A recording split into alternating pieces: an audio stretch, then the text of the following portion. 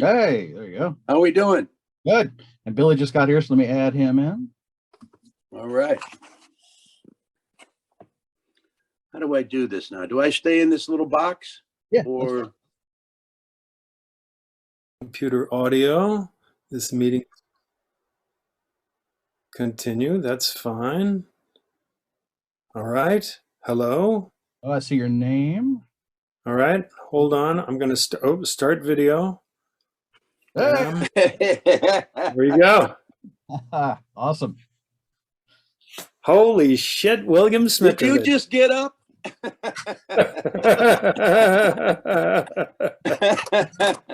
Oh, William. God damn, you look great, brother. You too. Holy hell. Shit. Look at you. How many years has it been? I was trying to figure it out, and I want to say I remember we were both shooting on the lot when I was doing Rocketeer and you were doing Life Goes On? Life Goes On. Wow. And I think I came over to say hi when you were on the set. And I can't remember that's like that we've seen each other since. No, that's like 30 years right? ago. Yeah. Oh my that's God. like 30 years ago.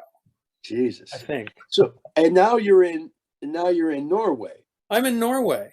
I live in Norway. I live on a farm in Norway. And I live on a farm in Norway with this little dude. He's not so little anymore. Hey, little dude, what's up? That's What's your Anton. name, little dude? Anton. Anton. Yeah. Anton. Very nice. I can't do this for you right now. Why? Because I'm doing a podcast. So. Hey, Anton, how old are you? 7. Oh, my granddaughter is 7, but she's at school. Oh. He's in school too. Not at this moment, but I see. He's in 2nd grade. Yeah. So is my granddaughter. Her name is Iris. Oh. Yeah, she's a beauty.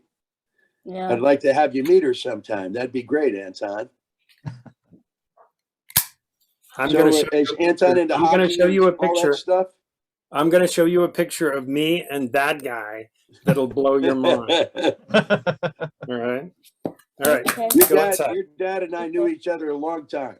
Yes, we did. Yes, we do. Oh, what is that Huh? picture? I'll show it to you later. All right. Shut the door. Don't slam the door. It's worth the wait. It is worth the wait. Well, Jesus Christ. Wow, is that your only son? That's the oldest one. The younger one is 4. And if we're lucky, he'll come pop in and say goodnight as well. Oh, you got two boys, huh? 2 boys. Can you believe at this stage in the game? I remember doing I did a film with Michael Apted, and he was 50 at the time, and he had just had a baby. And I remember distinctly when I found out, thinking to myself, God, that's kind of late to be having kids. it's Tony Randall material, right? That's oh funny, my God. Man. But I'm glad I was able to get you guys to do this together. Yeah, me too. Oh this has been great. And you know what I want to do? I'm trying to get a better light I'm at my desk, and this light sucks. All right. Well, whatever. That's not so bad. No? Okay, good. No. It's always been the case, William, that the darker the lighting on you, the better. Yeah, that's true. How about this? Good. So, I could catch up. We could catch up and talk about all these mundane things, and learn about our past. And for 25 years, you're gone, and you're on some frickin' boat somewhere playing rugby in the middle of the ocean on some big liner, some triple-masted schooner. Hey, let's have a rugby game. Yeah. Okay. This guy. Your adventures have been deep and very profound.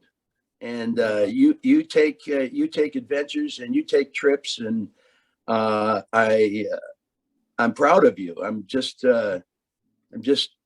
I don't know, to see what you become, and what we were and what we are now, and that will never change. And my love for you and that time will never change. Yeah. And now it grows even more because we've lost so many of them.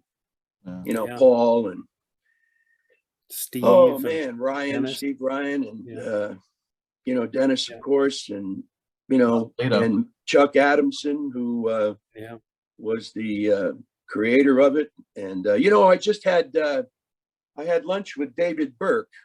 Do you remember Did you? David Burke? Of course, I remember David Burke. Yeah, he's doing great. He's I hadn't seen him in like forever, Yeah. but I guess Lang and someone else went out to Palm Springs to visit him. He had asked me to come out, and I couldn't make it. I think it was Dennison, Tony Dennison. But anyway, it's just you're like a brother to me, man. And I hadn't seen you in such a long time, and I know. it's our lives just you get separated. That's just the way it is. And the world is big, and you made big choices and great choices, and that's like any actor makes choices. You made some great choices. I made some fairly decent accidental choices.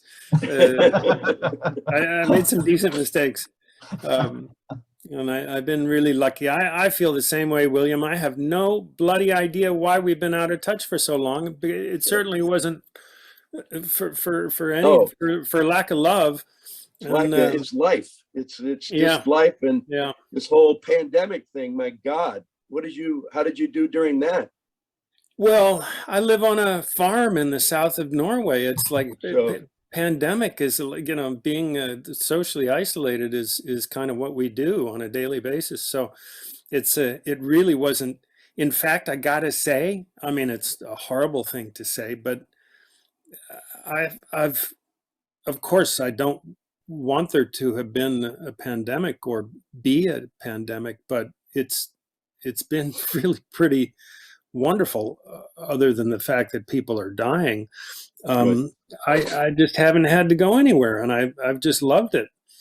So, but I have gone a couple times. I did a pilot in Canada, in Vancouver last year that, thank God, didn't get picked up.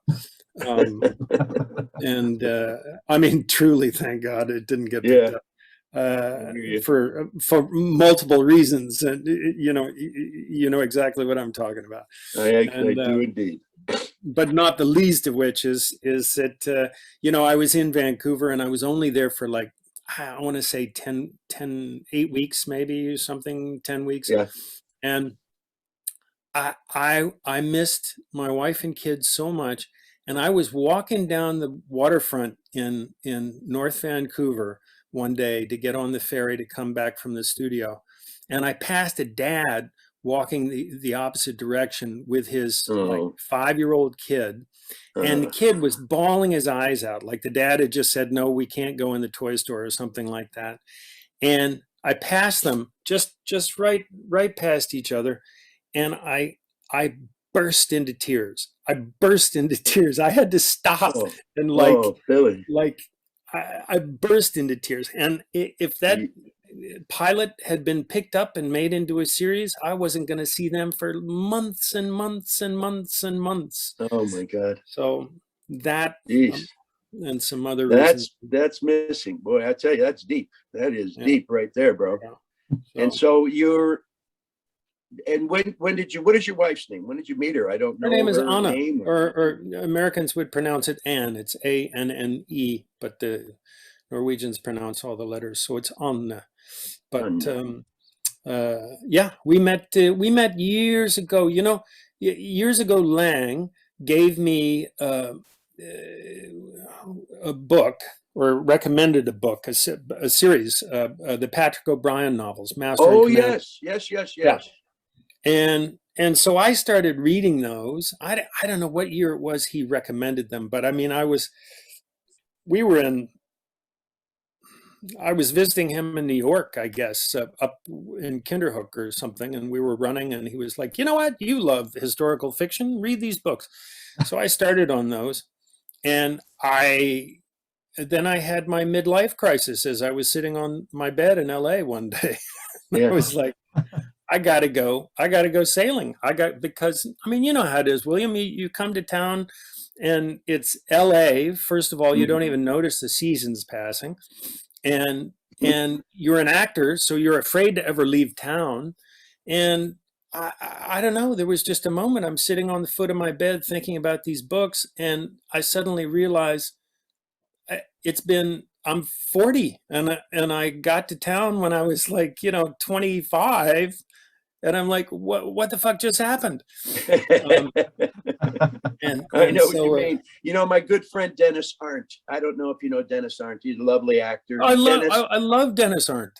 Yeah. Well, he did a crime story. That book to me as well. He read all the series, and he was a sailor, and we became very good friends. Dennis he was a guest star on one of the crime stories. Yes, he was. And since then we've been very, very close, and we went sailing in the San Juan Islands. Wow. He just had a little I don't know, it's like a 30-footer or something, and just one mast and a kitchen and stuff and galley, and we just took our time and went from Port Washington to Vancouver, and I had never seen, dolphins were following us in the boat, and it was just, we had such a good time. Yeah. And he loved that book. Man, that book was, it looked like it had been through the washing machine. He'd read it so many times, right? Yeah. So, and then now he got to Broadway, and wonderful actress. Oh, shit. Well, anyway, he was great, and he got nominated for a Tony. Yeah. And it was a wonderful two-hander. He was great. And then he went back to Washington. I haven't heard from him since. He lives in a trailer. His wife and kids, they live in the house, and he's been living in this trailer for 30 years or something like this, 30, 40 years. And that's fantastic. Where he goes. He goes to be in his trailer, Yeah, that's fantastic. But he's still kicking. He's up in Washington and having a good time. But I first saw my wife got back into acting. Shaw got back into acting. Fantastic. After the kids, now she's booking commercials. She's got an agent. She's she's going out and trying to get the better roles now. It's like I'm reliving my beginnings through her beginnings. Now, but now it's all fucking tape. Excuse me. It's all on tape and stuff like that, videotaping. Yeah. But in fact, I got to do one for Francis Ford Coppola movie today or tomorrow. This new movie called Megalopolis. I just got it yesterday. Nice. I hope you break a leg on that. Yeah, thanks. I shouldn't have mentioned it. Now I'll never get it. You know how that goes. That's not. No, you haven't done nearly enough to jinx it. So don't sweat it. All right. Hey, and if you want to see me with a bald head, I'm in the November Man with Pierce Brosnan. That was my last good film. Oh, fantastic! Nice. I'm going to look it up because Anna wants to, she's upstairs putting the kids to bed, but she wants to, she's totally curious. So I'm going to put it on the TV. And you asked me how we met. I had my midlife crisis, and there was a perfect storm of Steve recommending me Master and Commander. And I was halfway through the novels when I had my midlife crisis, and I realized, fuck, I came to LA and just now I'm 40 somehow. And I recalled in that moment, I recalled this little advertisement in the back of Harper's Magazine, which was the silhouette of a sailing ship. And I'd always seen it and always been sort of transfixed by it. And I ran down to the newsstand on San Vicente and got it. This is when we still had newsstands, and got a magazine, the Harper's Magazine, found the advert, signed up, and went to Norway to sail on this ship. And it completely changed my life. It totally changed my life when I came back to LA, and I would walk into auditions and I'd be like, hey, hi. And they're like, yeah. I'm like, yeah, good luck with the film. I hope it's good, and see ya. and so it changed my whole shtick in the room, because I would love to. Do you have any photos from those days out on the water? Oh yeah. I'll see email some of those. I will email you some photos. But I was on that ship for 4 years, not 4 years, but 4 sailing seasons. Yeah, but you were on there for months. Yeah, I was on there as a volunteer crew member. And in my 4th season there, my shipmate Ida, lovely Swedish gal, she brought her cousin to be on board, and that's Anna, who is my wife. Wow. Yeah. And where's the cousin now? Ida lives down in the south of Sweden with her partner, who was the first mate on board the ship. And we see them quite often. And I mean, as often as you can see somebody who lives in a different southern part of a different country. But, sure. We see them once, twice a year. And oh, wow. And I mean, we have shipmates. All of my shipmates from the Norwegian ships and the Danish ships are all within striking distance. So we see a lot of them. So yeah, and then I just fell in love with Norway and Scandinavia in general, and I grew up on a farm in Virginia. So it was like heaven for me to come back to a farm. What kind of farm you got? Is it a truck farm? Cattle? Sheep? No, it's just grain, mostly grain, but also cucumbers for there's a factory about 3 minutes up the road by the train station, a pickle factory. So we grow grain and cucumbers. Fantastic. Yeah. And it's a sweet little operation, like 3 minutes that way down the road, a 3-minute tractor drive that way are the greenhouses down by the fjord that grow the seedlings for the cucumbers. And 3 minutes that direction is the pickle factory. So it's all within 6 minutes, right? Well, I tell you, you're right on the edge. You're right on the vanguard. You are the vanguard of the pickle industry now. You're right. The bleeding edge of the pickle business. Yeah.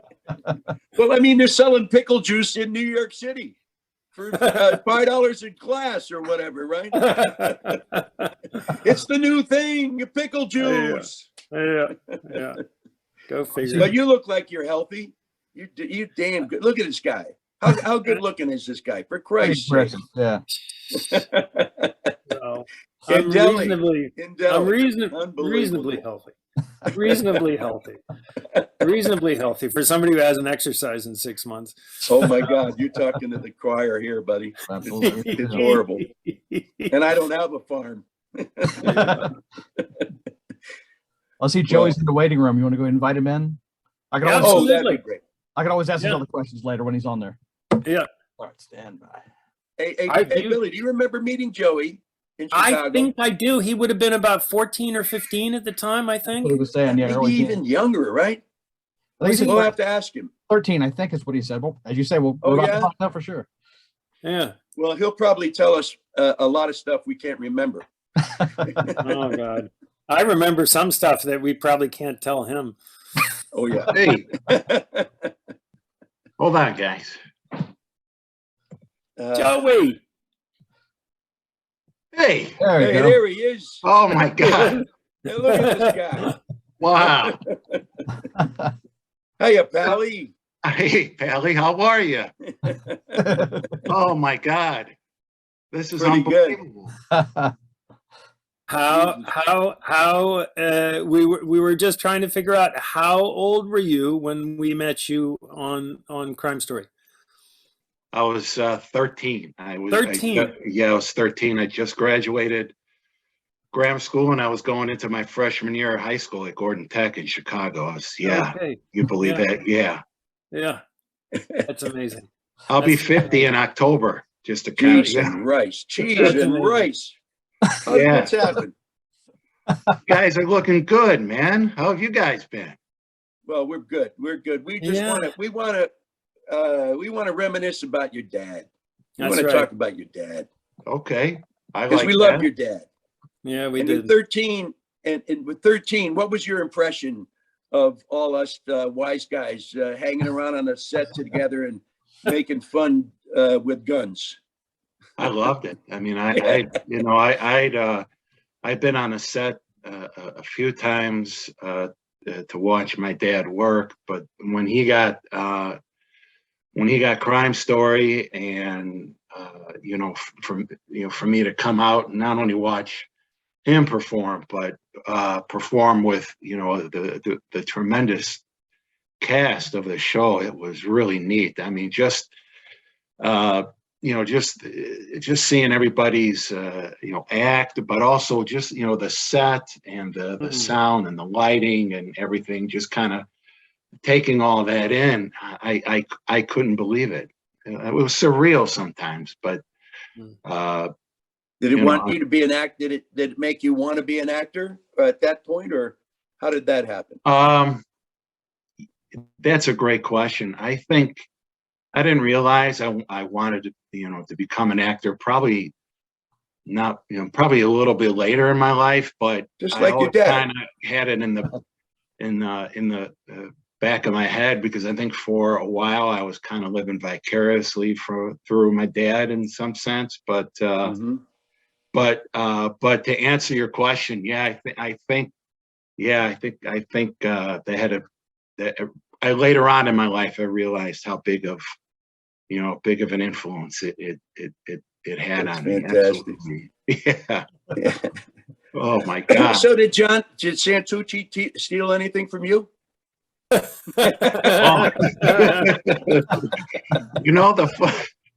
Isn't it funny how my dad used to arrest John Santucci. Oh yeah.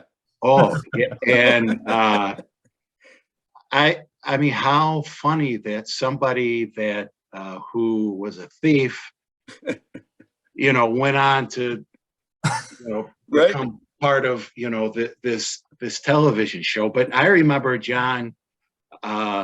He was just a true character. I mean, he was always up to something. Yeah. He really was something else. I just I have to tell you a little John Santucci story. He came to visit me on the set of Life Goes On, and I was so nervous. I was so nervous he was going to do something funny. I thought, oh man, what's he going to steal? He's going to steal something. But they I checked the napkin dispensers when he left the Glenbrook Grill. Hey, didn't they pinch him in one point for selling fake SAG memberships or something? Oh my God! Yeah, really? Is that right? Yes. Well, everybody. I don't know if Will knows, but the Burning Bar in Thief. John Santucci invented that. Oh, he's the guy that came up with that. Oh, wow. Wow. And Michael Mann, that's John's story, and some of it. Yeah. And that Burning Bar, it made him a lot of money. It gave him a lot of time too to think about it. Yeah. But there's a lot good of sadness with Hanhart that happened there. Oh yeah, Jesus, that was a mind blower. I remember him very well, and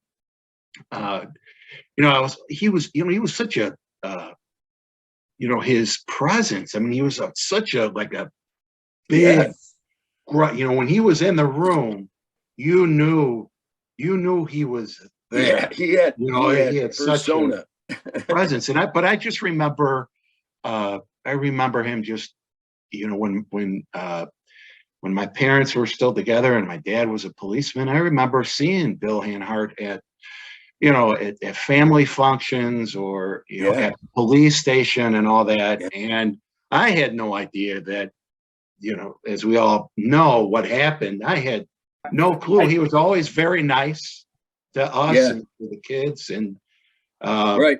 Well, in a nutshell, what happened to Hanhart? I may be the only one who doesn't know. Oh, well, he what happened was that they found out that he was I want to make sure I quote this correct, Bill, if you can correct me. But he, behind the scenes, he was working with the guys. Chicago outfit on jewelry thefts and things like that. No kidding. Yeah, he's in jail it caught now, up to him. It caught up to him. He's in federal prison. Yeah. Wow. Yeah. Can you believe that? Wow. Yeah. Wow. It's unbelievable. Dennis told me that we were playing golf. I think we were at the Frank Sinatra tournament or something. We went out to play golf, and he dropped that on me, and I you could have blew me over with a feather. Yeah. I thought this guy was the stand-up guy. You could get anything done with Hanhart. And little did I know, anything included anything. That's crazy. Wow. Yeah. That's crazy. Yeah. I mean, he was, That's and I Chicago. think, didn't he do an episode of Crime Story, guys? I I think think he did. might have been in one of the casinos at one time, because I think he came out to see us. I think so. I think when you guys were in Vegas and I think he did an episode, oddly enough. Yeah. Yeah. Well, we had some guest stars on that show, didn't we? Wow, no Yeah, kidding. we did. Incredible when you really think back. I mean, oh my God. Yeah. I mean, Julia Kevin Roberts, Spacey, Julia Kevin Spacey, Roberts. yeah. Jesus. Who's Singers. yeah.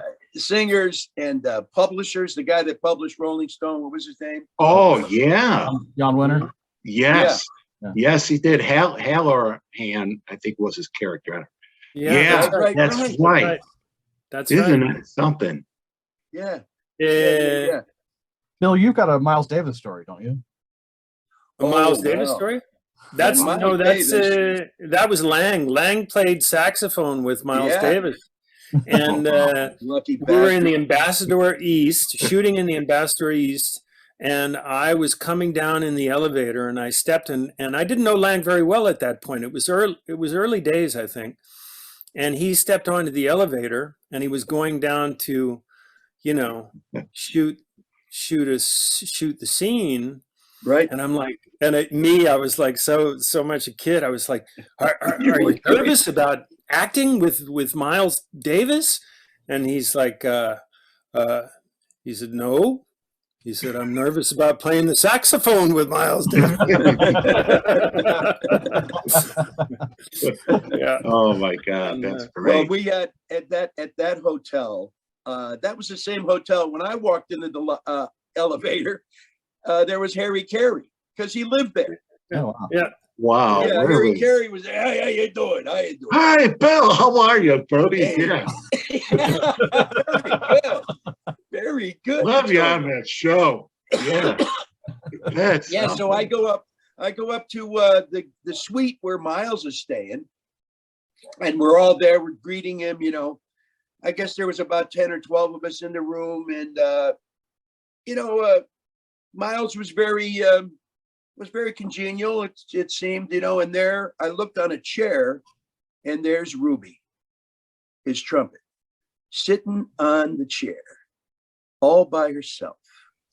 And I'm looking at this fucking trumpet, and I'm looking at it, and it is just a beautiful piece instrument like no one has ever seen. Mm. So Miles comes up behind me and he goes, "Hey, you want to pick it up?"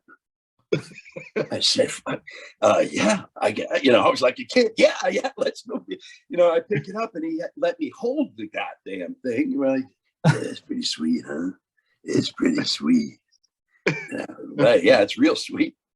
And I got one Polaroid picture because there was no cameras then, but I got one Polaroid of me and Miles, and I'm holding the trumpet, and it still is like one of my favorite moments. I tell you, he was so fucking cool. He was Mr. Cool.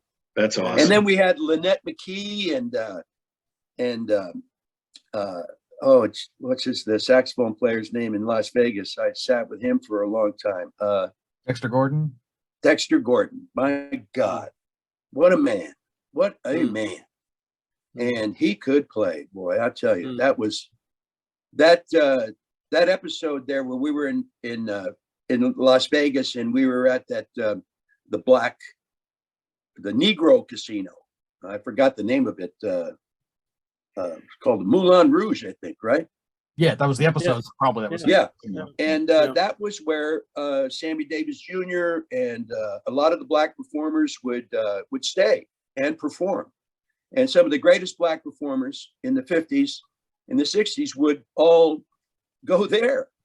So it was an eye opener as well, in those days, to see that territory, how they laid it out and everything. And, the strip was just, the strip was amazing, about, wasn't it? I don't know, 4 miles shorter than it is now. Yeah. It was crazy. It was so crazy different. I remember going, I went back to Vegas. I don't know when it was or to do what, but I went back to Vegas and I just couldn't believe, from the time that we did Crime Story till I went back to Vegas was like, I don't know, 10, 15 years or something. Yeah, like and I was like, what? It's like a space station on Mars or something. Like, it's crazy. Then we had Bob Stupak. Yeah. Yep. Bob Stupak's Vegas World. Oh, wow. Yeah. Yeah. Same thing happened. Same thing happened to me. I mean, I didn't go back to Vegas.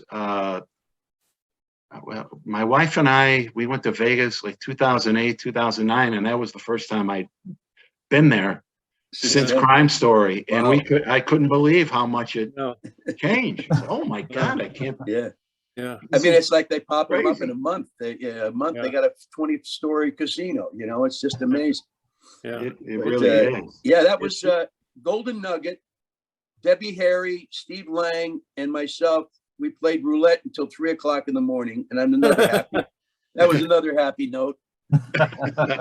Debbie Harry was she was not in the best shape then either, and but she still could rock, and she had a presence. And Michael and Bonnie Timmerman and whoever did the casting at that point, they were fearless.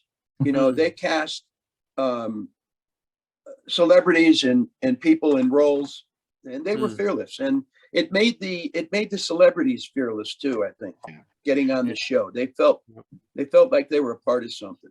The casting on that show was terrific, from the main characters all the way down to the guest stars and supporting characters. I mean, it was really, when you look back on it, it's really pretty remarkable. I remember when Steve Ryan came on as our new member of our MCU, and he fit like a glove. It was just, he was so great. And Paul Butler, God love him, man. I miss Paul. And we stayed at the Belden Stratfield together. My wife was pregnant with my first son then, and Paul was in another room that was about 3 floors down from us, and there was a fire.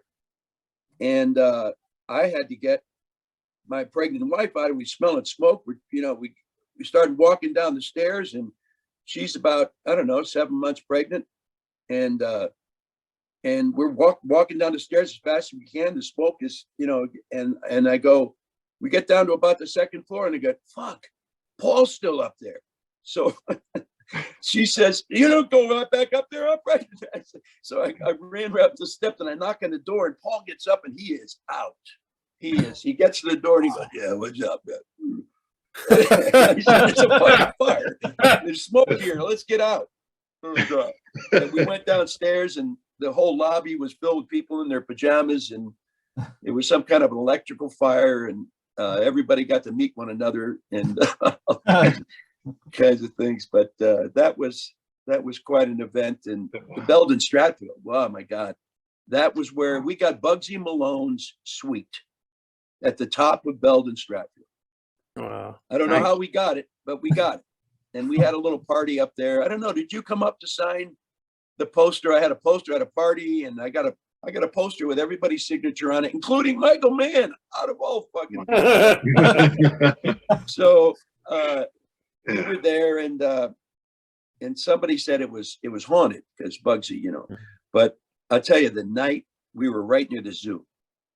And at night, those nocturnal sounds coming out of the zoo are unbelievable.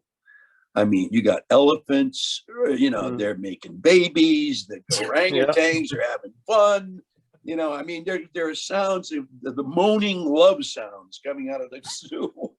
It was fun. But anyway.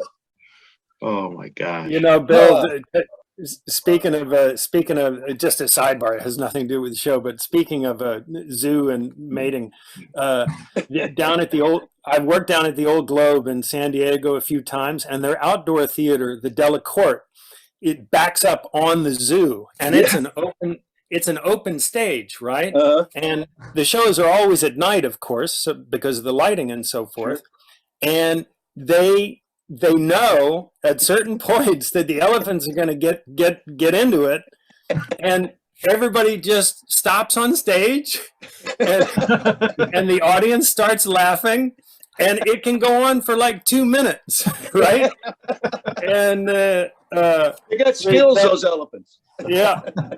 So anyway, but you know, we haven't even talked about the fact that. I mean, I probably tell more crime stories than I do on anything I ever did. And so we should just acknowledge right now that show was like, it was madness. I tell everyone, yeah, this is the only show I've ever been on that got kicked out of a town and had to go to Las Vegas, right? Because I don't think we ever used a location in Chicago that we could go back to, and the straw that broke the camel's back, of course, was when they blew up the elevator shaft for the elevator thing. It sent George Kohut and Guzmano to the hospital. They were burned up on the 15th floor or whatever it was. That was not. And there was a restaurant of people having late breakfast on the second floor of this building, and 2 or 3 of the booths were abutting the wall to the elevator. And those families found themselves like 1.5 feet away from the wall all of a sudden, right? and from what I heard, Michael got a call, or whoever it was got a call. It's like, you're gone. You're not welcome in Chicago anymore. You have to leave. And I guess Michael had been thinking about Vegas anyway, but we had to pick up sticks and go. And I mean, fairly quickly. I drove the prop guy's truck to Vegas. Did you really? And, not the prop guy, the guy that does the flash pots and stuff. Bob. Oh, I know what you're talking about. Yeah. Wow. Okay. And then we get to Vegas. We might as well touch on the fact that we get to Vegas, and toward the end of our season, and I mean, lots of stuff happened in Vegas, but I think that the real kicker in Vegas was toward the end of the season. You know, NBC came to do a live broadcast from the set of Crime Story, and Aaron, you remember Aaron, the AD, who was Aaron Parsons. We had a Waxman and Aaron and all those people, right? And Aaron told this guy, he's like, all right, we're in an alley behind the Mint, right? We're shooting. And Aaron is like, all right, you're going live, but the moment I tell you to turn that camera off, you turn that camera off and get out of the way because we're working, right? And the guy's like, yeah, it's all good. It's all good.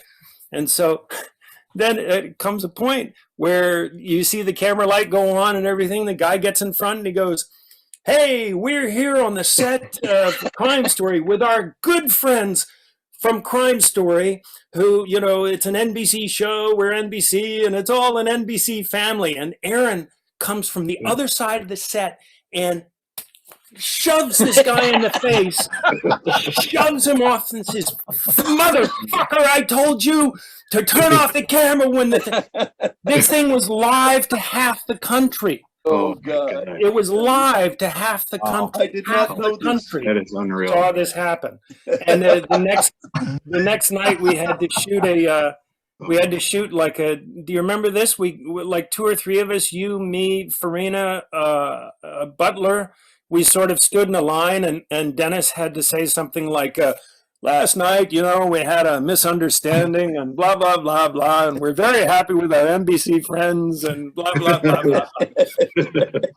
And those were just two of the highlights. That was some of the best. That was some of the best photography we had in that episode, with you up on the Mint and that sign in the background and Butler. Yeah. Man, they shot the hell out of that. That was just so beautiful. Yeah, they did. They I did a great remember. job. Yeah, beautiful. And Ron Garcia, I'm still in touch with Ron Garcia, our second DP, the one that went to Mexico with us. And Aaron Barsky, I'm in touch with him on Facebook. I'll have to remind him of that story. But I worked with Jimmy Contner a few years ago. He lives in Richmond, Virginia, and I did this thing for National Geographic, and I walked on the set, and I'm like, "There's Jimmy Contner!" Wow, I was like, "Holy hell!" Yeah, Something, man. Good for him. The killing of Lincoln, I presume. Yeah, it was Killing Lincoln. Yeah. And so, oh my gosh, yeah. Wow. Amazing. So, Bill and Billy, how about if you tell the story about both of you guys, how you first met Dennis? William, how you met Dennis? Well, I met Dennis on a film called Manhunter before Crime Story. Yeah. And I remember, Bill Peterson was in it, and he was the lead, and I forget. Oh, Stephen Lang was in it. Tom Noonan, really good cast. It's a good movie. It's a very good movie. And so I was an FBI. Brian Cox. Yeah, Yes. Brian Cox. The first lecture. The scariest lector. Yeah. The scariest by far. And so anyway, Dennis and I became friends. Dennis and Bill and I were in the scene, and it's a crucial scene where I discover the bite marks on this piece of toilet paper, and I got it under the thing, and that's where I say, "Oh, you're so sly, but so am I," Yeah. And that became like a cool little thing, and we shot that. Bill and Dennis and I'm relatively new to the movies at this point, but we must have shot that scene about 20 times and nothing changed. Do it again. Let's do it again. One more time. Let's do it again. I'm telling you, I almost said, "What the fuck? What do you need?" But I was new. I didn't say anything. And Dennis and Bill, they weren't saying anything. So I kept my mouth shut. And shortly after that scene wrapped, Michael comes up to me. He says, "How would you like to do a TV series? A Crime Story. It's a thing. Maybe Dennis is going to be in it too." Yeah, I guess. I don't know. Sure. So he said to me, and David Burke remembers this, who helped write the pilot and was fired after that, unfortunately. And we were in there, and I said, "Okay, Michael, yeah, I'm in, but I'm not going to carry his coat. And that was the end of that. He says, okay. I wanted to be a separate character. I didn't want to be, Tootie and Muldoon. You know what I mean? Yeah. It was, we all had, and it was strong. We had strong people on that show. Yeah. And you had to stand up for yourself. Yeah. There were moments when you got to grab it by the ass and get it done. Yeah. So Hey, anyhow, one of my favorite line deliveries of all time. One of my favorite is yours. Yeah, we got gasoline. yeah. Gasoline. Yeah, that's right. We got gasoline. I And, love it. Johnny Polito, God rest his soul. Oh. John Yeah. died. Oh. Yeah. And I went to his memorial, and it just saddens me because he was such a great guy. And I remember when there are a couple of things with Johnny. We were doing a courtroom scene. I don't know if you were in there or not, Billy, but John had come out, as gay. And so I said, I was surprised, and I said, John, you is my woman now. You is. And I said it in the courtroom, and Dennis just couldn't stop laughing. He was just beyond himself, right? John took it so well, and he loved it. He loved all of us, and it couldn't have been a more open family kind of thing. We were that straight up with everybody. And later on, this is my fondest memory of John.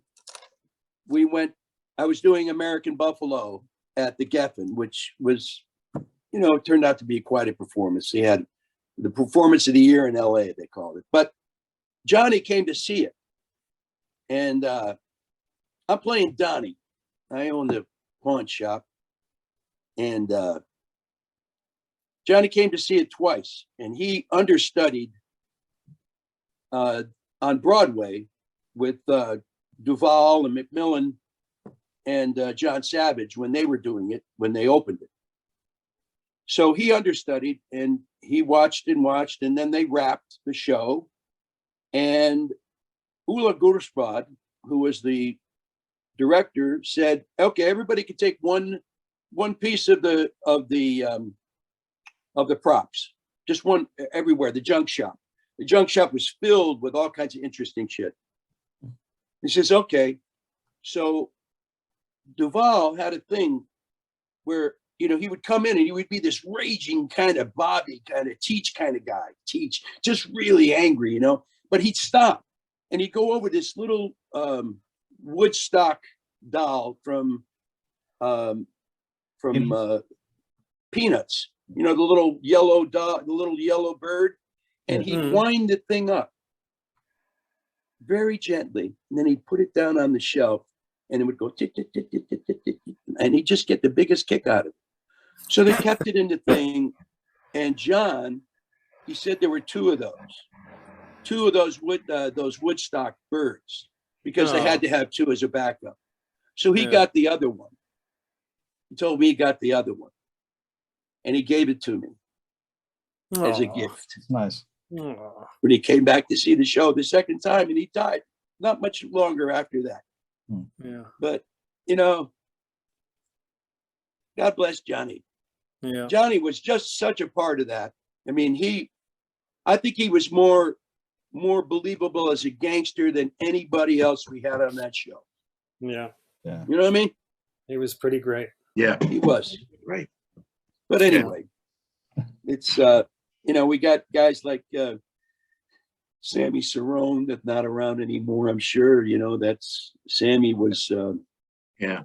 was Sammy one of the was my dad's boss on the police force. Yeah.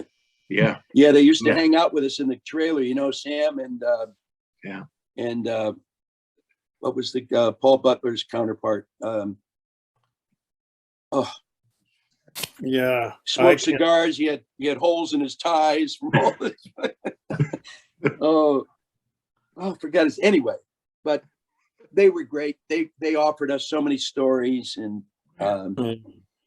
we were so delighted to have these guys in our life, as actors, to listen to their stories. And it was when that was when they didn't ask questions. There was a thing called the Miranda. Yeah, right. Your dad told. I remember your dad telling a story about, and he was totally honest. Your dad about being a crap shot. he said, "I can't shoot for hell," and he said there was some guy they'd been trying to get for ages, just couldn't get him, couldn't pinch him. And they finally got him pinned down in a warehouse this one time. And your dad turned to, I think maybe it was Chuck, I don't know who it was, and said, we get in there, if I get him, he said, I'm just going to shoot him. I'm just going to shoot him. And Chuck was like, no, don't do that. Don't do that. Anyway, they go in there. There's all kinds of bedlam. And sure enough, your dad ends up with this guy standing against the wall, and your dad's like, I don't know how many meters away. And he just unloads at him and just shoots his whole gun at him. And all he does is knock off his pinky and hit him in the ass, right? and he was so angry that he hadn't capped the guy, that he went up to him and grabbed him by the lapels and slapped him across the face. and the guy got off because he slapped him. Oh shit! Oh yeah, God, that's funny. Did you ever hear your dad tell that story? Yeah, I did. I mean, amongst many. I mean, if he, he wasn't the best shot, but he wasn't the best at running either. So, speed is not, wasn't his forte either. So at least, but yeah, he told us a lot of those stories, and it was a little bit different back then, being on the police force and all that stuff. But I just remember a lot of his friends, a lot of those characters, guys like Nick Nickius and Sam Cerrone and Bill Hanhart and Chuck Adamson, all of those guys, being at the house, or or if I went to work with my dad and I would see those guys at the police station, and the camaraderie, I think, was something that even though my dad went on to be a very successful actor, I think the camaraderie of being a policeman and being a part of that, was something that he really, really, really missed, about that job. And those kinds of stories, like the one, you just told, missing, being a part of that. But those memories are alive when his recall of a lot of these stories was pretty amazing, even all the way up until, before he passed away. And he would tell me, I think the older I got, the more stories he told. I think when I was a little younger, he only tell me a little bit, I don't want to tell this little kid. But as I got older, he felt more comfortable telling me these stories. It's like, oh my gosh, Dad. Not only are you a horrible shot, but you're a great policeman too. But seriously, he loved being a policeman. I mean, he did it for 18 years, and and we never, at that time, who would have thought that my father, Chuck Adamson, Sam Cerrone, Bill Hanhart, somehow, some way would be a part of Crime Story. We never, we lived on the northwest side of Chicago. Me, my mom, my two older brothers, my dad was a cop and all that. We never thought that this, that these kinds of things would happen. So it's just crazy. It's just unbelievable how that all turned out. Yeah. I don't think your dad thought that ever, at a certain point, that would ever happen either. He I remember him telling me that he and Chuck used to drive around in the car together, in the squad car or whatever it was, reenacting scenes from movies with each other. Yeah. And Yeah. You had a lot of time to kill. I mean, it wasn't like, you know, you were, you know, in between, you know, looking for the guy and actually getting him, you know, there's a lot of downtime. So I imagine them being in the squad car and quoting, you know, different, you know, quoting those films. I mean, Chuck is the only guy that I know that I actually saw him do this when everybody else can say, yeah, and then the guy threw his whole bag of clubs into the lake. That's what he did. Chuck was playing golf and he just couldn't take it anymore. He picked up his whole golf bag and just threw it into the lake. It was, I said, Chuck, you're making big decisions here, Chuck. You're making big decisions. But your dad, I got him into golf. I kept him and said, Dennis, we got to go play. We can play Sahara anytime we want. They just let us on. And I finally got him on, and he finally got into it a little bit. And yeah, he did. You know what? Over the years, he really became a really good golfer. He really, really got into it. I got into it. I would sometimes go with him to golf and all that stuff. But that's good. That was always a challenge because, especially if I'm with, you know, if I was with my dad and my two older brothers and we were going golfing, you know, 95 degrees outside, you know, it wasn't really the best circumstance. And after a while, there was, I have to tell you this story, and please, you know, people out there, please forgive me, but I remember I was golfing with my dad and my two older brothers, and at that time, my brothers, you know, they were just riding me and all that stuff, and I was having the worst day. I mean, I couldn't hit water if I fell off the boat. I mean, it was just awful, you know. So I'm on the next green, ready to tee off, and kind of on the side, maybe, you know, 20 yards away was my dad, and he had his head down. You know, it was like he was practicing some of his swings and everything like that. And I muffed my drive so badly that I took my club and I threw it. I mean, I threw it, but it happened to go in the direction of my father. And there's the thing spinning, the golf club spinning, and it just kind of, you know, went like this right over his head. I mean, here I am thinking, oh my God, I'm gonna kill my father with a golf club. But it just grazed it, you know, that black and white hair. And he looked at me, you know, that look. I mean, he didn't have to say anything. If he was gonna just annihilate me. Like, Dad, I'm sorry. My brothers are on the ground laughing because I think this was probably their plan, you know, all along. And that was the last time I ever golfed with my dad. I said, Dad, I'll go with you, but to be safe, I'll just hang out and you go. And we'll spend the day together, all that stuff, and it always worked out great. But yeah, I mean, it was, you know, I was like, oh my God. Yeah. Do you see Nick Nickius anymore? Do you know Nick still? What's that, Bill? I'm sorry. Do you still in touch with Nick Nickius? You know, I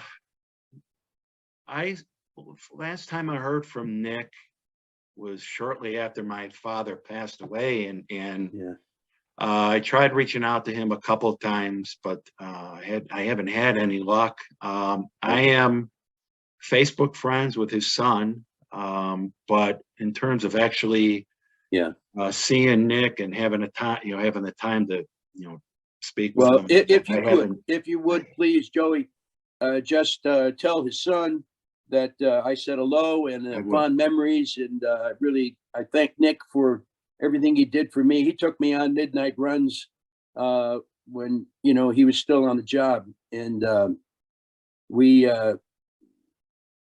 developed a good relationship. And I like Nick a lot, and I think he's this great stand-up guy, and what a partner to have. That's So- great. Absolutely. You got it. Yeah. I will. Thank buddy. you. You got it. All right. So hey, Will, are you going to say anything throughout this interview or what? Telling you, half the fun is I'm playing the part of the audience. But I will ask my token question. This is actually, I guess, something that all three of you guys can answer since you're an actor as well, Joey. Who was the first person that you ever worked with on a film or TV or whatever where you had to fight the instinct to go full fanboy? Oh, Alan Arkin for me, I think. What was that on? I think Alan Arkin maybe is the first person that pops into my head. What project was that? Rocketeer. Oh, of course. Yeah. Yeah. That's great. well, I have to go back to the theater.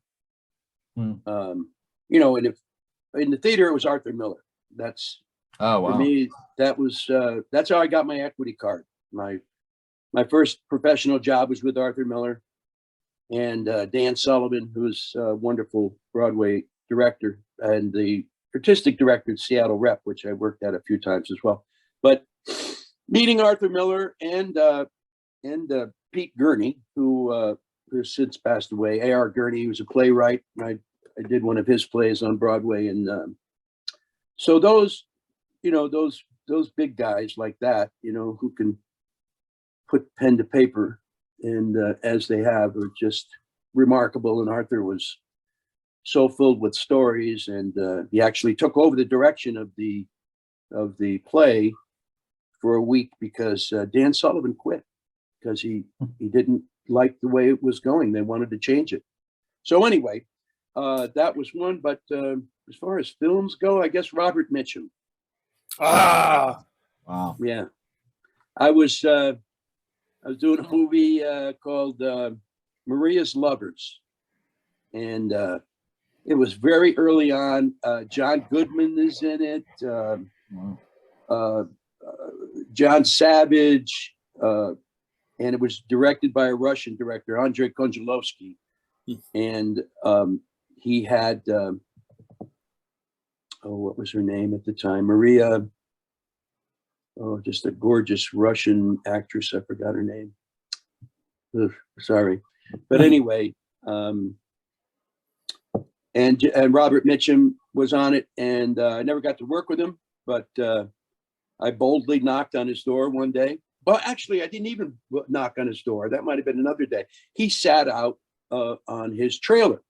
He would sit out there on the step, and he always had his bodyguard with him. This guy was a sergeant in the Marines, who I guess he was a buddy of his back then.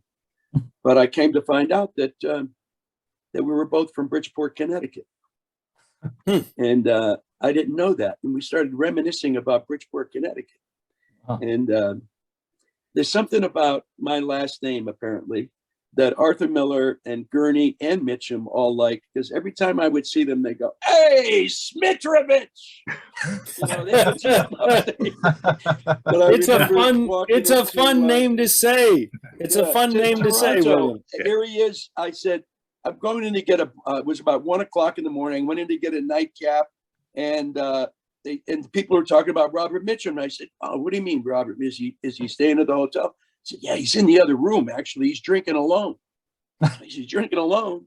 So I walked into and he's in this big restaurant dining room, just him in the corner of the table, drinking a martini. And I walk and I peek in. He goes, "Smitrovich!" So that was fun. Great. That was a lot of fun. That's great. Awesome. Wow. How about you, Joey? You know what? I had a small part in a movie called The Promotion in it with John C. Reilly, and I love his work. And he's from Chicago, and he's just.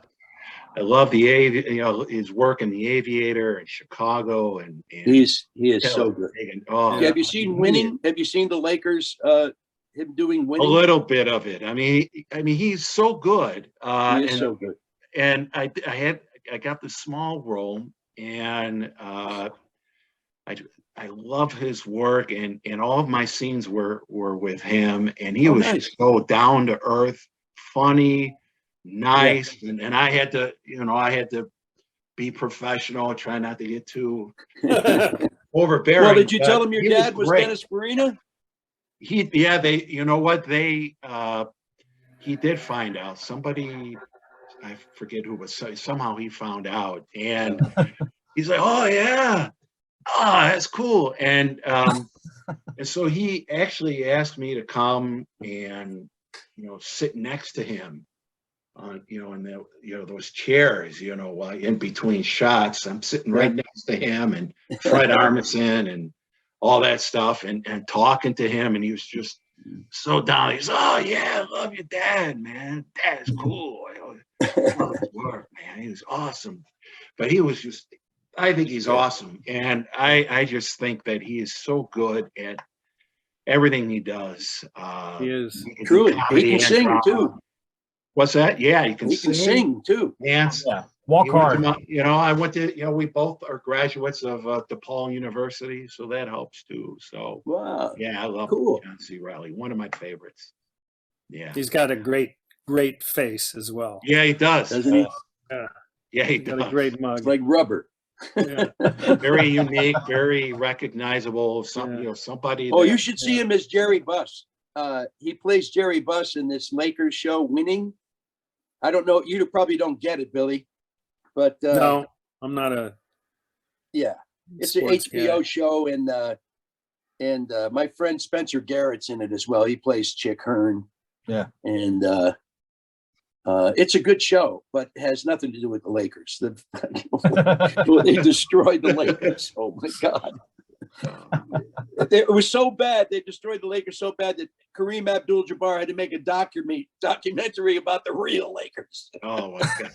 It's crazy. They hated it. And so anyway, I don't know how much longer we can do this because of the All night. I'll Yeah, go right? get some I would tequila. Guys, I got to tell you, I'm hiding it very, very well, but I cannot tell you how special this is for me to see you guys after all these years. I recall vividly, being on the set and being with you guys and just really enjoying it and remembering too, just how down to earth and cool you guys were. And just, it was a special and unique time in my life, and that I'll never forget. And it's just, Thank you, Joey. all Joey, these we feel the years, same way. We it's feel the same unreal. way. It was a And I wish special my time dad in our was here lives, too. to be a part of this, but I know how much that show meant to him and the cast and crew, and just and having a show where the first the majority of the first season and a little bit more in the second, I think, was filmed in Chicago, in his hometown. This is this is special, and it's also special for me, and I hope this makes sense too, for my family, for my wife, and for my daughter Olivia, and for my son Wyatt to just kind of get a sense of this history and these memories, so they can they have something they can That's right. look at, legacy. look back on, legacy. and it's coming from me, and and you guys being such a significant, important part of this incredible TV show. And you guys have gone on to amazing things yourselves, and to see your successes as well. It's just so gratifying. And you both are, as I remember you, just real down to earth, funny, just kind of, hanging out with the guys and just kind of giving each other shit. And that's how I remember you guys. And I hope you take that as a compliment, because You bet. that's how I remember. I mean, it's just amazing. And I can't believe all these years have gone by, but somehow, some way, here we all are, seeing each other again and catching up and just recalling some good times and everything. You hear that, Dennis? Hey, Dennis, you listening? Yeah, he's listening. I listen. I was in, and I don't know how many. You'll be able to tell me, Joey, how many years ago this is, but I was riding my bicycle down the California coast one day, and I was riding past Point Doom or whatever it is, and there was in the parking lot by the beach, there was was full of film trucks. And just out of curiosity, I rode through the parking lot and I saw some crew members by the back of a truck, and I said, "What are you guys shooting?" And they said, and I can't remember the name of the film. I said, "Who's in it?" And they said a couple names, and then they said Dennis Farina, and I was like, "Are you kidding me? Are you kidding me? Are you kidding?" I think they thought I was a little weird at that point, and I said, I got all like fluttery, and I was like, listen. Will you get on that radio there and call up to the set and ask a PA to ask Dennis if he wouldn't mind if Billy Campbell comes up and says hi? And they looked at, I think they were like thinking, I don't know what, but anyway, arranged it, and I got in the car and I went up there, and that was the last time I saw your dad, and I was so happy to see him. I broke into tears, and I think the PAs and stuff thought that I was really quite unstable. But, well, we know that. I told him I loved him, and that's true. I told him I loved him and how much all of everything we did together meant to me, and that's the last I saw him, and I don't remember what movie that would have been. Wow, that's incredible. I appreciate you sharing that. I mean, it just it came as a shock to me when I heard the news. I don't know where was he? What happened? Well, sorry. Emotional break there. All right. Yeah. There we go. I mean, if you don't want to talk about it, no, it's fine. No, it's okay. I'm okay. I'm okay talking about it because it's been, there's been some time. Well, I'm trying to figure out where to begin, but I just remember during the last 6 months before he passed away, my daughter Olivia, this was 2013. She was born in April, and I kept telling him, I said, "Dad, you gotta come out, and see, your granddaughter." And he was in Arizona at the time, and so I kept, every time I talked to him, I said, "Dad, you gotta come out, you gotta." He goes, yeah, don't, and he kept telling me, I got this heart thing, it's hard for me to, to travel, I can't do it. So I said, okay, when you're better, come out and visit your granddaughter. And he says, yeah, absolutely. And it just, and after a while, I was thinking, gosh, is there something else going on? He keeps telling me about this heart and all that. It's not that I didn't believe him, but something inside of me said, is there something else going on here? I mean, I don't know. I don't want to ask him, get him all upset and all that. So that day in July came, and I remember it well because I went to the gym that I was a member of at the time, and I always brought in my keys and my wallet and my phone. That day I didn't bring my phone in, so I just kept it in the car. I went in, did my workout. I come back to the car about 45 minutes later, and I see all these missed calls from my wife, Heather. I said, boy, I wonder what's going on. And, you know, 'cause she was pregnant at the time too and all that. So we just had the baby, I should say. Olivia was only a few months old. I apologize. Yeah. So it was only a few months after Olivia was born. I thought maybe something happened. But anyway, and she was so upset. She was crying and everything. I said, boy, what is going on? So I call her back. I said, Heather, are you okay? And I mean, what's happening? And she could barely get it out. You know, your father died. I said, what? I said, Dad died. And I said, really? She goes, yeah, you know, it's starting to, you know, get all over the news and all that. And I said, how did he, what happened? Oh, he had a pulmonary embolism. So I'm trying to connect the dots with the heart thing and the pulmonary embolism and all that. So, I mean, I was devastated. I was crushed. I said, I cannot believe this. You know, because my dad and I were pretty close, and, you know, we didn't see each other a lot and all that, but we were, you know, still pretty close. And I was absolutely shocked and devastated. Then I get all these calls and texts, sorry about your dad and all that. So it was mayhem. To make a long story short, it comes out 24, 48 hours later that he had been, you know, he'd been dealing with stage 4 lung cancer. I was like, oh my God. Holy shit, I didn't know that. Dad, well, my dad was a heavy smoker for a long time. L&Ms, and man. it I caught bought up to him. L&Ms. Oh. Yeah, L&Ms.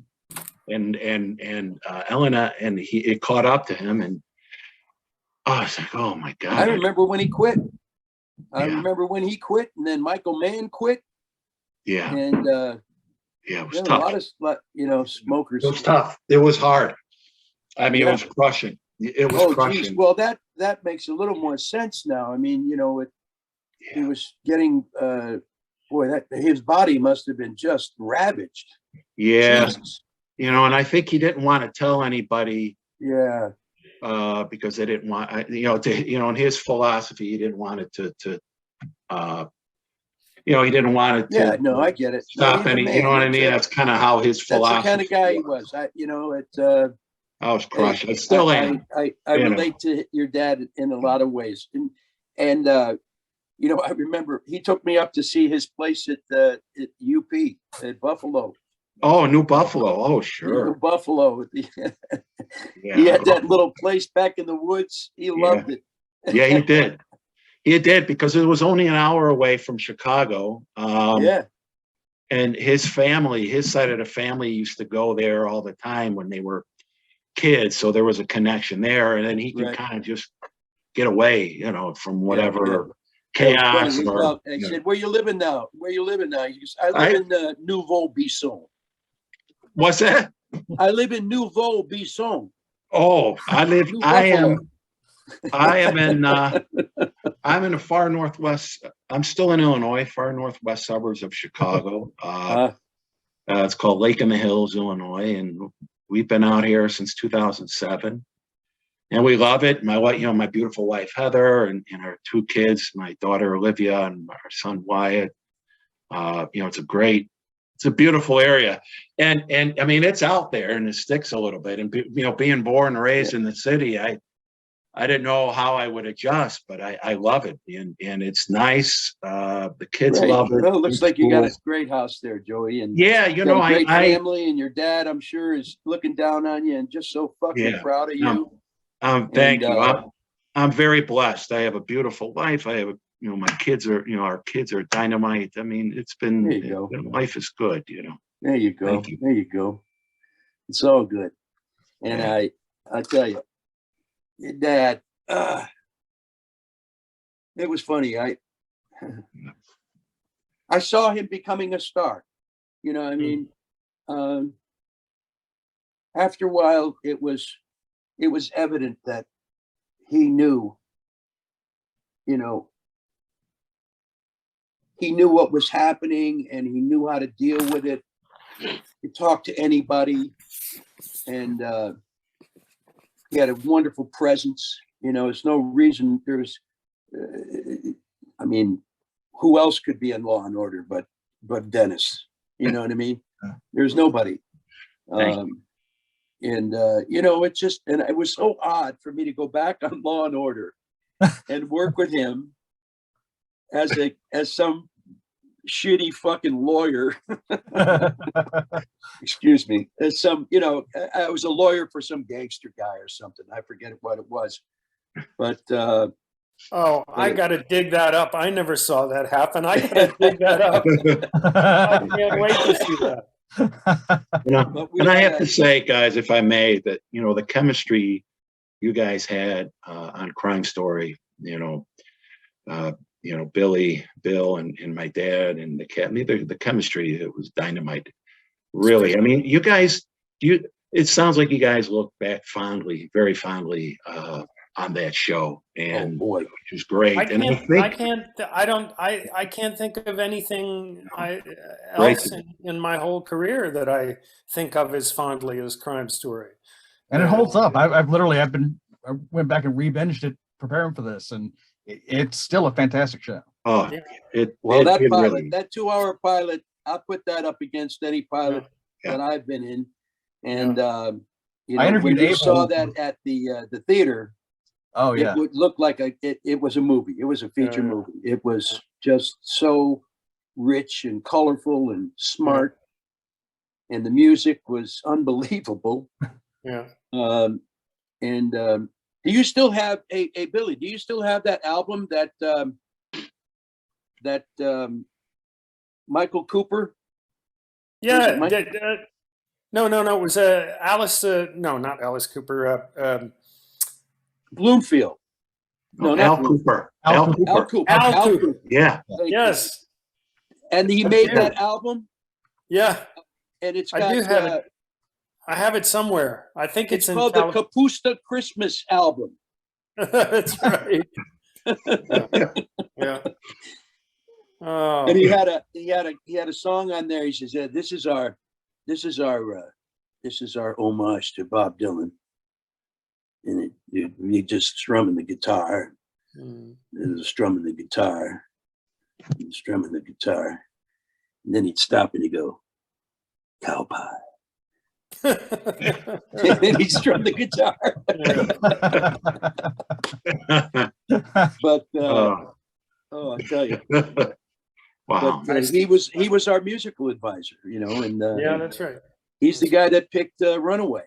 That's right. I interviewed Abel Ferrara like last year, I guess it was. Oh my goodness. And he actually said he really felt like Michael should have directed the pilot. I mean, he said he loved doing it, but he thought that Michael really was more his realm. Yeah. I'll tell you a funny Abel story. Right. I was it the pilot where we were all playing bridge, or not bridge, poker? Poker, yeah. Yeah. And bridge. So you Luddite. So I don't, as you can tell, I don't play cards at all, right? I've never played cards in my life. You don't even drive. And so I'm supposed to be doing this. This poker scene, and I have no idea. We're rehearsing it. I have no idea what's going on. And so now we've rehearsed it, and we go, and I'm across the street, and Abel comes across the street, and he's like, "Come on, walk with me in the alley." And I'm like, "Okay, what's going on?" And he pulls out a big joint and he fires it up, and I smoke it with him. Okay. And so now we go back to the set, and now we're doing a poker scene. Not only do I not know how to play poker, but I'm thrown off my ass. So that's what it was.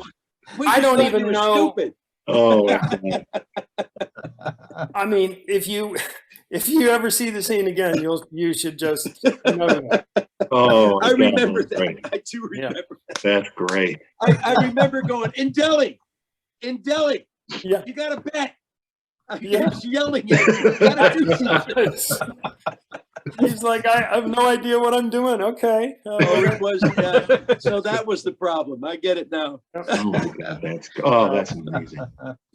You guys have looking back to either of you guys, if you don't mind me asking this, do you guys have a favorite episode or scene or that you can look back and say, yeah, really, that really stands out? I mean, anything?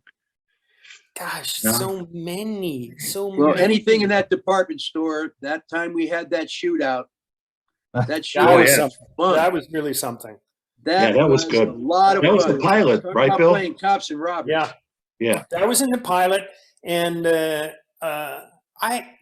thing. It's not a scene that stands out to me, but it's the first thing that popped into my head, and it's just a tiny moment, and it's you that helped me in it, William. Is that you remember that the guy went into the hairdresser place and killed a bunch of folks, Oh, that's right. And Something I about show up. transmission. Yeah, transmission, right? And I show up at the door and to give you and Dennis a piece of information or something.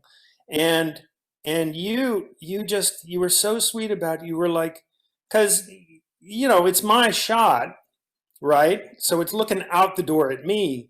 And it's just you and Dennis sort of behind the camera. And you just kind of whispered to me, it's like, hey, just keep in mind that there's a whole room full of dead people over here, and you might want to,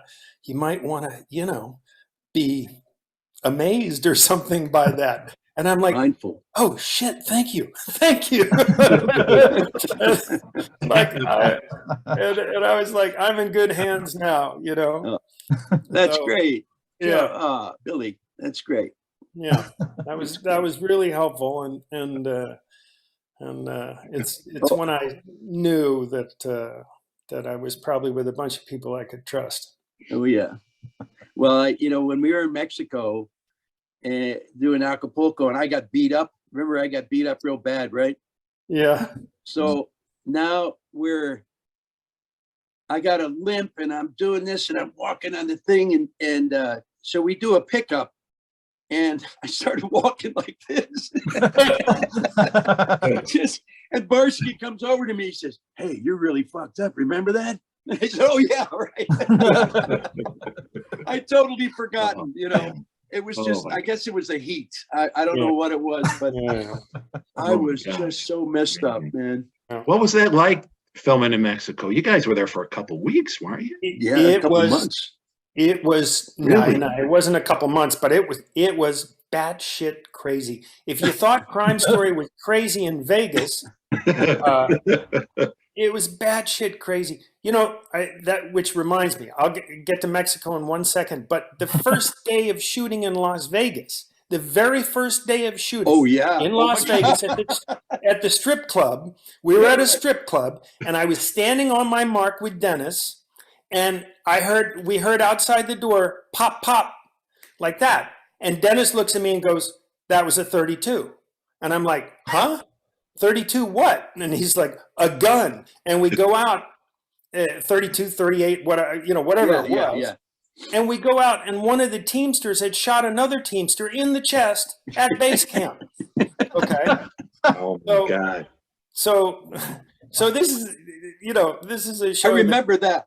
Yeah, this is a Very show well. that was like crazy. But we get down to Mexico, and not only are we dealing with, Michael was pretty crazy, but we're dealing with an infrastructure down there that is pretty loose, to say the least. And it was nutty. It was nutty. Yeah, down. everybody knew we were in town. Yes, that's right. Yeah. Yeah, I remember that strip club. I remember us running out, and I could hear the Teamster saying, "I told you to quit fucking with me. I told you." And it was all about a receipt for gas. Something really mundane. Yeah. But Pop, pop. yep, it was. That was our first day. First day, and it went downhill from there. We ruined. Do you remember? Oh my gosh, this is probably ought not to tell this one, but there was a contest for people to be on the show, and there was a bunch of radio sort of radio jocks and stuff like that around the country. And there was so they brought like 8 or 10 people to Vegas to take a tour of the set, and they threw a party in a suite at Caesar's Palace that night.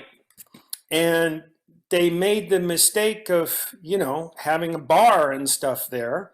And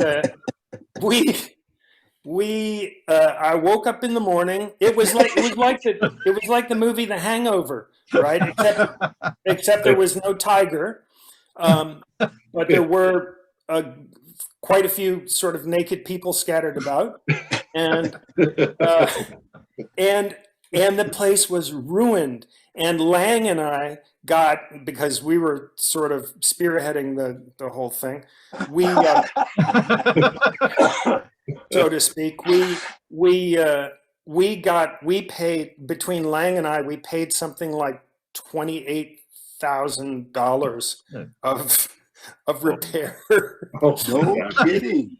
Yeah, no, me and Lang had to pay, because we got in so much trouble with the studio, and I didn't know that. Yes, there were How did I not know that? drapes ruined and things. It was Just you and Lang. Huh? Just you and Lang, not Sam. No, not just me and Lang. No, quite a few other people. But these people came from out of town, and they probably went home and thought, "Oh my God, that's Hollywood." That's Hollywood. Oh my God, it's crazy. Yeah, Oh it was man, nutty. love hearing these stories. These are awesome. Boy, well, I've got so many more, but yeesh. Yeah. I guess before we close, I should at least ask if you have a favorite Michael Mann story. Oh, That you can tell, I guess. It's the operative thing there. yeah. Well, I'll tell you that I owe Michael Mann a great debt of gratitude for, you know, I said Arthur Miller and A.R. Gurney in the theater. Well, Michael Mann was my man in movies and television. He was the guy that put me in Miami Vice, the pilot, and he was the guy that put me on the map as far as that goes. I mean, I remember coming back from Miami, getting the cab. Hey, you're that bad guy on Miami Vice, you know, and, you know, no, this was after I'd come back from Japan, and then the cab, I mean, the thing would just come out. So, you know, it was, Michael Mann is an odd guy, passionate man, incredibly passionate and stubborn. And he is like, to me, it seemed like he was the epitome of what you had to be if you wanted to be a film director. If you wanted to be in control of stuff, he was in control of his work, of his words, of everything. And now he's off on a thing to do a second heat and a third heat. Yeah. Wow. He's in Italy right now. And the novel just came out for Heat too, I know. Yeah, and he's 80 something. What I see now, I'm 75. He's got to be 80. So it's his passion, and Stephen said he was losing his hearing, but I didn't see that. But his passion is incredible, and he's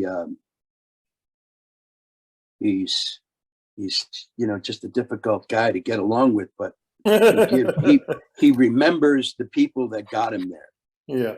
You know, he does. He had a repertory of people from Miami Vice that went into Crime Story. Yeah. You know, he hired a lot of the same people, you know. What was his name? Ferrer. You know, brilliant actor. His last name was Ferrer. Anyway. Oh, Miguel. Yeah, Miguel. Yeah. And the other, well, anyway. Yeah. So Michael Mann is, you know, he's an enigma, wrapped in a, what do they call it? An enigma, wrapped in a mystery, right. Case Whatever number- that is. wrapped in a cactus. No, I still get Christmas cards every Christmas. I get a Michael Mann Christmas card from Same thing. his wife, Summer, right? Yeah. No, Summer's his daughter. They are the most artistic, creative, curious little cards. They're all artistic and handmade, and there are only so many of them made. They're not, they're just, they could be a puzzle. It could be a thing that you pull out that says, it's always unique. And, he's a guy that remembers how he got there. And that's a part of him. My favorite moment with Michael was one of my very first moments. I wouldn't say my favorite moment with Michael, but anyway, it's one of my favorites, and it was one of my very first moments with him was when the pilot was premiering. It was the night of the premiere of the pilot on TV, and I was part of why I was so excited to come back to Chicago to work, not only because I'd left Chicago, but because I started secretly playing for my rugby club again. And I had been that night up to Lincoln Park, the night of the premiere of the show, to play in a training match, right? So it's a series of round robin matches which determine who gets put on the first team and the second team and so forth. And it was pretty intense, and I was running back down to the Ambassador East. It didn't even have time to change. And I was bleeding from my head, and I still had my rugby kit on. I was muddy, bloody, and the only thing I had time to do was get out of my cleats and put my sneakers on and sprint all the way down from Lincoln Park to the Ambassador East and race up to the production office, up on the top, because I was going to go in and watch it on the big TV in the production office. Nobody there, and I run in the door. And there's Michael sitting at his desk. And I was like, and he looked at me and goes, "Where the fuck have you been?" Because I literally had blood down the side of my face, and mud and shit in my hair, and I was heaving breath and sweating all over the place. And I didn't even have the wits to I mean, there was nothing I could say. I said, I've been playing rugby. And I thought, I am so dead because I'm not supposed to be doing this. My face could change. My whole skull could change shape. And he just looks at me and he goes, "Oh, that's cool." and he says, "You going to watch the show?" And I'm like, "Yeah." And he says, "I'll turn it on." And from that moment, I figured, well, I have permission to play, so I and but it was the moment that I thought, wow, this guy is not like other producers, and I was very happy for that. I would be remiss if I didn't tell the Michael Mann story when I met him for Miami Vice.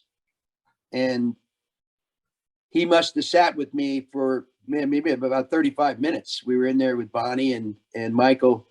And then I started to tell him about Bridgeport, Connecticut, where I grew up, and how much it was like Chicago. And, I was a bartender at this hotel in downtown, and the police chief and Lieutenant Fabrizi, his buddy, is a police chief. His name was Murphy, and then Fabrizi was his lieutenant. And they would come every day, every weekday at lunch, and have lunch at the corner at my bar. In the corner, they would talk about some things. Well, they're both in fucking jail now. So they were talking about things that the next week you would hear about in the paper, And I told Michael all this. I said, "Listen, Bridgeport is so much like Chicago." And then I told him about my dad dying when I was 17. And I told him that I did this and I did that and blah, blah, blah. And he listened to everything. And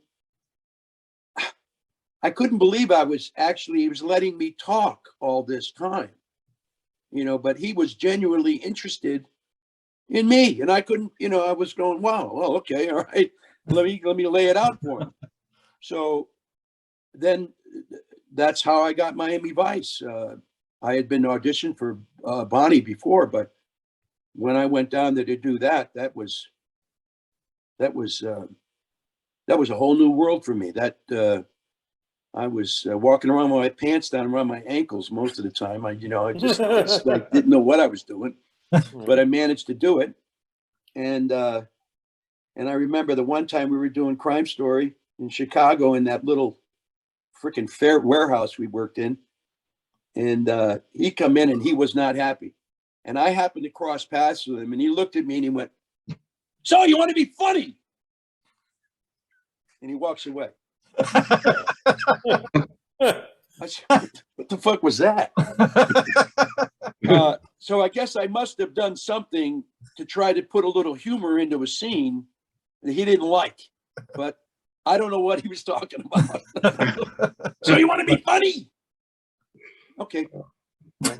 Anyway, I always wanted to be That's funny. great. Yeah, I mean, those are great stories. I mean, the first movie my dad ever did was Michael Mann movie, Thief. Yeah. And, my dad had never done TV or film or theater or movie, nothing. And pretty incredible. I mean, for somebody that had never done it before, he got a lot of screen time in that movie. And He looked great. Michael Mann, wow. I mean, really, it was pretty remarkable. And especially at the end, the shootout with James Caan and my father and my dad, falls back into the bushes. And I remember seeing that movie with my dad. So I was sitting right next to him. That's a movie that still holds up. 100%. Yeah. Wow, this is amazing. Dad, this is really, really cool. And my dad came on board to kind of help with, just some, production and aspects of it. But Michael Mann asked him if he wanted to be, have a small, little role in it. And Chuck Adamson was in it, and Santucci. I mean, really. Anyway, the first movie project my dad ever did was a Michael Mann project. Pretty amazing. Yeah. Wow. There's a few of us out there. Yeah. First project, Michael Mann. Ted Levine, another. Sure. He was great, and he went on to do really great things. A very good actor. Holman. Frank Holman. Yeah, Frank Holman. Yeah. Silence of the Lambs and Monk. Frank Holman. Right? Oh yeah, for sure. Boy, we had a fight. I grabbed him on the stage at Las Vegas one time, and he wouldn't have it, and I wouldn't have it either. And we got after it. I'm supposed to grab him, and he didn't want to be grabbed. Well, that was the end of that. You're coming with me.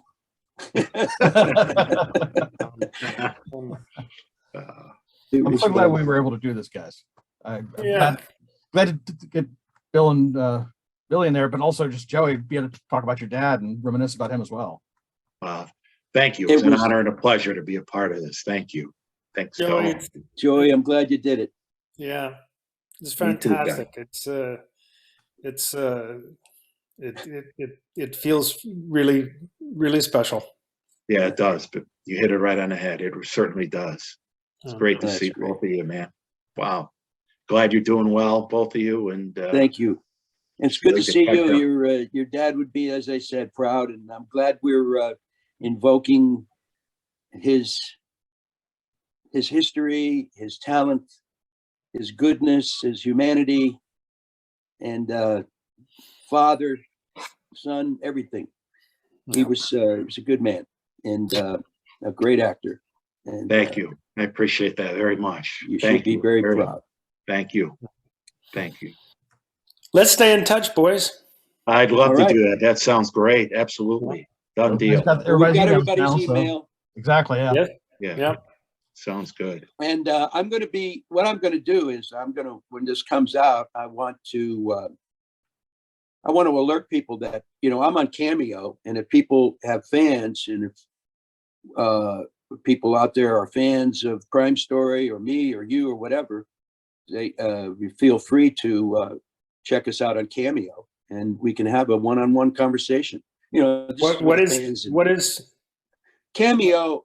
Cameo is is an app you can get, and people can pay to get a one-on-one with you and talk directly to you, or have a message sent to a loved one from you who was a fan of the show or this or that or whatever. Look it up. It's called Cameo. Yeah. Okay. And very cool. So it would be a good opportunity for all of us, I think, if we have Cameos, to put it out there and say, listen, if you want to know more about Crime Story or my dad or whatever, there you go. Wow. Or Norway. True. Yeah. But I tell you, Billy, we go to Sweden. We had been, my wife went to a boarding school there when she was in high school. Yeah. And it was where Albert Einstein went to school, actually. And it's very interesting. But if we ever go back for another reunion, Norway's not that far. Yes. So we will definitely make that a part of the itinerary if we go that way. Would absolutely love it. Would Yeah. love it, William. Would love it. Absolutely. Yeah. I Billy, wish I could put my arms around you, give you a big hug and a kiss. You Me big too. boy. And Billy, I was just going to say, this weekend we're taking my daughter to tour Mary Washington. To Mary Washington College? Yeah, No Wow. kidding. right out of Fredericksburg. Congratulations. I used to hang out around Mary Washington down there a little bit back in the day. Well, my hope is I'm going to get this live for my. I've got premium readers who get it a week early, but then it's going to be free for everybody the week after that. But I'll send everybody else the link. I'll send you guys all the link as soon as it's live on YouTube. Wonderful. Sounds Wonderful. great. Hey, what do Thank you do? Hey, Will, let me ask you. Yeah. Do you cut this up?